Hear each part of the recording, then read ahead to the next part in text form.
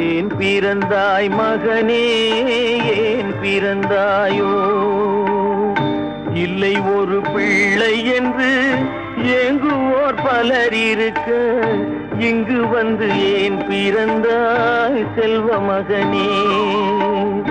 இல்லை ஒரு பிள்ளை என்று ஏங்குவோர் பலர் இருக்க, இங்கு வந்து ஏன் பிறந்தாய் செல்வ மகனே?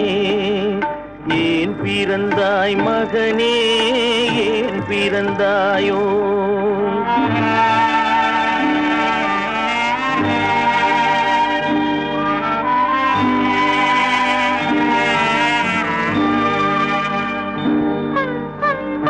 நான் பிறந்த காரணத்தை நானே அறியும் முன்னே, நீயும் வந்து ஏன் பிறந்தாய் செல்வ மகனே?